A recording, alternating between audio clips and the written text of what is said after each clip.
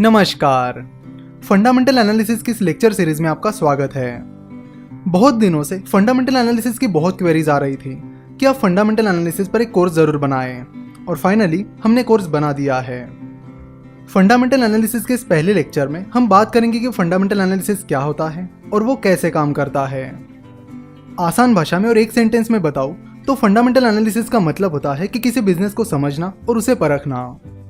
देखो, इन्वेस्टमेंट और बिजनेस ये दोनों एक दूसरे से पूरी तरह जुड़े हैं। इन्वेस्टिंग करते वक्त आपको इन्वेस्टिंग पॉइंट ऑफ व्यू के साथ साथ बिजनेस पॉइंट ऑफ व्यू से भी सोचना होता है, और सिमिलरली बिजनेस करते वक्त आपको बिजनेस पॉइंट ऑफ व्यू के साथ साथ इन्वेस्टिंग पॉइंट ऑफ व्यू से भी सोचना होता है। एक दूसरे के बिना ये दोनों भी अधूरे हैं।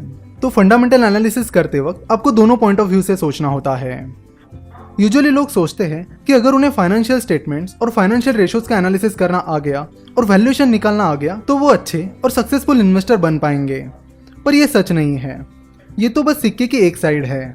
दूसरी साइड में बिजनेस के ऑपरेशन से जुड़ी चीजें आती है, जैसे कि मोट यानी competitive advantage, business strategies, company के मैनेजमेंट का कंपनी को चलाने का तरीका एटसेट्रा। और इन्हें समझने के लिए आपको एक बिजनेसमैन की तरह सोचना होगा। दुनिया के सबसे successful investor mister Warren Buffett कहते हैं कि I am a better investor because I am a businessman and I am a better businessman because I am an investor. तो स्टॉक मार्केट इन्वेस्टिंग में सक्सेस हासिल करने के लिए आपको इन्वेस्टमेंट और बिजनेस इन दोनों से जुड़े स्किल सीखने होंगे, और इस फंडामेंटल एनालिसिस की सीरीज में हम इन दोनों चीजों पर फोकस करेंगे। पहले हम फंडामेंटल एनालिसिस को इन्वेस्टिंग पॉइंट ऑफ व्यू से समझेंगे और बाद में हम इसे बिजनेस पॉइंट ऑफ व्यू से भी समझेंगे। मिस्टर बेंजामिन ग्राहम, जिन्होंने द इंटेलिजेंट इन्वेस्टर ये बुक लिखा है और जिन्हें मिस्टर वॉरेन बफेट अपना गुरु मानते हैं, उन्होंने 1920s और 1930s में कंपनीज के फंडामेंटल पर रिसर्च करना शुरू किया और फंडामेंटल एनालिसिस की मदद से कंपनीज को परखना शुरू किया। आगे चलकर mister Warren Buffett, Charlie Munger, इन जैसे कई इन्वेस्टर्स ने फंडामेंटल एनालिसिस का अप्रोच यूज करके सक्सेस हासिल किया। फंडामेंटल एनालिसिस में जो भी फैक्टर्स आते हैं उन्हें बेसिकली दो कैटेगरीज में डिवाइड किया गया है, क्वालिटेटिव फैक्टर्स और क्वांटिटेटिव फैक्टर्स, जिन्हें आप क्वालिटेटिव एनालिसिस और क्वांटिटेटिव एनालिसिस भी कह सकते हैं। क्वालिटेटिव एनालिसिस में management, business strategy, competitive advantage etcetera ये सारी चीजें आती हैं जिन्हें आप नाप नहीं सकते। वही क्वांटिटेटिव एनालिसिस में फाइनेंशियल स्टेटमेंट्स का एनालिसिस, फाइनेंशियल रेशोज ये सारी चीजें आती है। जनरली हम देखते हैं कि लोग क्वांटिटेटिव एनालिसिस से अपना एनालिसिस शुरू करते हैं, और कुछ साल पहले तक लोगों का ज्यादातर फोकस फाइनेंशियल स्टेटमेंट्स और फाइनेंशियल रेशोज पर रहता था। अब 10-15 साल पहले की या उससे पहले की जितनी भी इन्वेस्टमेंट पर लिखी हुई किताबें पढ़ोगे तो आपको पता चलेगा कि उनमें सबसे ज्यादा इंपॉर्टेंस अगर किसी चीज पर दिया गया है तो वो कंपनी के फाइनेंशियल स्टेटमेंट्स के एनालिसिस पर दिया गया है। पर आपको बता दूं कि अब जमाना बदल गया है, बहुत बदल गया है। कुछ अच्छे बदलाव आए हैं तो कुछ बुरे बदलाव आए हैं। अगर आप पिछले 10-15 सालों में हुई फाइनेंशियल एक्टिविटीज और बिजनेसेस पर नजर डालोगे तो आपको पता चलेगा कि पिछले 10-15 सालों में बिजनेसेस में अनइथिकल यानी अनैतिक और गलत एक्टिविटीज बहुत बढ़ गई है। स्पेशली इंडिया में तो बहुत बढ़ गई है। इंडिया के लॉज और सेबी उतने स्ट्रिक्ट नहीं है, इसलिए अगर इंडिया में किसी कंपनी के प्रमोटर्स कोई अनइथिकल एक्टिविटी करते हैं या फ्रॉड करते हैं तो उन्हें कम सजा मिलती है, और आम इन्वेस्टर्स को वो स्टॉक गिरने से ज्यादा नुकसान हो जाता है। ये चीज हमने सत्यम कंप्यूटर में देखी है, गीतांजलि जेम्स जो कि नीरव मोदी के अंकल मेहुल चोकसी की कंपनी है उसमें देखी है, और अभी रिसेंटली लील इलेक्ट्रिकल्स और पीसी जूलर में देखी है, और इनके साथ ही न जाने कितनी कंपनीज में देखी है।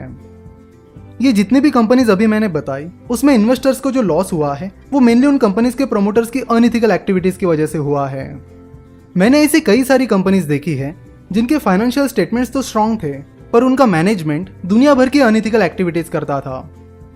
पहले ऐसा कहा जाता था कि अगर किसी कंपनी के फाइनेंशियल स्टेटमेंट स्ट्रांग है, उसके ग्रोथ प्रोस्पेक्टस अच्छे हैं और वो कंपनी अच्छे वैल्यूएशन पर मिल रही है तो लोग उसे एक अच्छी इन्वेस्टमेंट समझते थे। लेकिन अब ऐसा नहीं है। आज के जमाने में इन सारी चीजों के अलावा उस कंपनी का मैनेजमेंट ऑनेस्ट यानी ईमानदार होना बहुत बहुत जरूरी है। आज के डेट में ऑनेस्ट मैनेजमेंट एक ऐसी चीज बन गया है जिस पर आप बिल्कुल भी कॉम्प्रोमाइज नहीं कर सकते। अगर किसी कंपनी की सारी चीजें सही है, ग्रोथ सही है, वैल्यूएशन सही है, फाइनेंशियल स्टेटमेंट्स अच्छी है और बाकी सब भी अच्छा है, पर अगर कंपनी का मैनेजमेंट ही ऑनेस्ट नहीं है तो उस कंपनी की और आपके इन्वेस्टमेंट की कब बैंड बच जाएगी आपको पता भी नहीं चलेगा।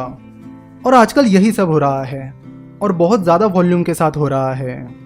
इसलिए एक रूल हमेशा याद रखिए कि किसी भी कंपनी का एनालिसिस करते वक्त उसके मैनेजमेंट एनालिसिस को बिल्कुल भी अंडर एस्टिमेट मत कीजिए। Never under estimate the power of management analysis, क्योंकि यहां पर हुई एक गलती आपकी सारी मेहनत पर पानी फेरने के लिए काफी है।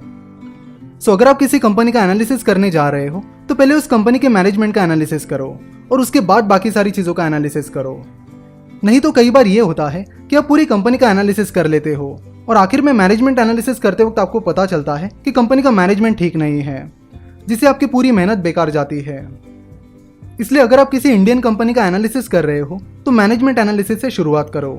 और इसीलिए फंडामेंटल एनालिसिस के सीरीज के दूसरे पार्ट में हम मैनेजमेंट एनालिसिस को डिटेल में और कुछ केस स्टडीज के साथ समझेंगे। आशा करता हूँ कि फंडामेंटल एनालिसिस का ये पहला पार्ट आपको पसंद आया होगा। अगले पार्ट में हम मैनेजमेंट एनालिसिस से जुड़े बहुत सारी इंटरेस्टिंग बातें करने वाले हैं। So see you in the next part.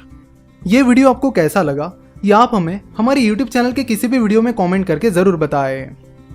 Video देखने के लिए और हमारे साथ जुड़े रहने के लिए आपका बहुत बहुत धन्यवाद।